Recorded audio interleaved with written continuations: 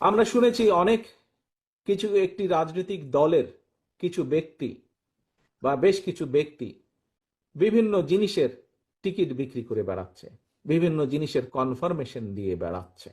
আমরা মানুষ হিসাবে মানুষের জন্য আমরা কাজ করতে পারি। আমাদের সীমাবদ্ধতা আছে, পার্থিব সীমাবদ্ধতা আছে। সেই পার্থিব সীমাবদ্ধতার মধ্যে থেকে আমরা মানুষকে যা দিতে পারি, যা করতে পারি, আমরা মানুষের কাছে সেটি কমিট করব, সেটি কমিটমেন্ট দেব। এখন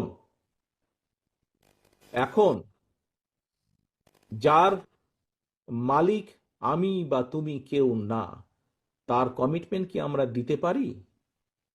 তার কমিটমেন্ট আমরা দিতে পারি না, যা আমাদের সাধ্যের বাইরে। এখানে আমরা মুসলমান আছি, অন্য ধর্মের মানুষও এখানে উপস্থিত আছে। মুসলমান হিসেবে আমরা বিশ্বাস করি এই পৃথিবীতে এবং পৃথিবীর বাইরে যাবতীয় যা কিছু আছে, আমরা যা কল্পনা করি, যা কল্পনা করতে পারি না, সকল কিছুর মালিক একমাত্র আল্লাহ তাআলা, একমাত্র আল্লাহ রাব্বুল আলামিন। আমরা শুনেছি অনেক কিছু একটি রাজনৈতিক দলের কিছু ব্যক্তি বা বেশ কিছু ব্যক্তি বিভিন্ন জিনিসের টিকিট বিক্রি করে বেড়াচ্ছে, বিভিন্ন জিনিসের কনফার্মেশন দিয়ে বেড়াচ্ছে। তো এখন এখন আমি যতটুকু বুঝি, অনেক মুরব্বী ব্যক্তি আছেন, বুজুর্গ ব্যক্তি আছেন ধর্মীয় বিষয়। আমি একজন সাধারণ নর্মাল একজন মুসলমান হিসেবে আমি যতটুকু বুঝি, যা আমার না, আমি যদি তা দেবার কথা বলি, অর্থাৎ যার যেটি আমার না সেটির কমিটমেন্ট যদি করি, তাহলে আমি তার সাথে পাল্লা দিচ্ছি। অর্থাৎ দোজক বেহেশত দুনিয়া সবকিছুর মালিক আল্লাহ।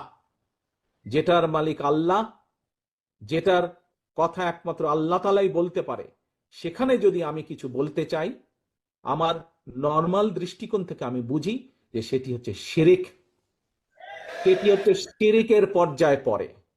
কাজে তোমাদেরকে ঘরে ঘরে যেতে হবে এবং বলতে হবে যারা এইসব কথা বলে তারা শিরিক করছে, আপনি যদি তাদের কথা শোনেন আপনিও শিরিকের পর্যায়ে পড়ে যাবেন। যার অধিকার একমাত্র আল্লাহ তাআলার, সেটি একমাত্র আল্লাহর অধিকার। কে কোথায় যাবে, কার ইহকালে কি হবে, পরকালে কি হবে, তার অধিকার একমাত্র, ডিসাইড করার অধিকার একমাত্র আল্লাহ। আমরা পৃথিবীতে মানুষ হিসাবে আমরা মানুষের দেখভাল যতটুকু সম্ভব আমাদের দৃষ্টি থেকে আমরা করতে পারবো, আমাদের শক্তি সামর্থ্য অনুযায়ী করতে পারবো। আমরা একালেরটা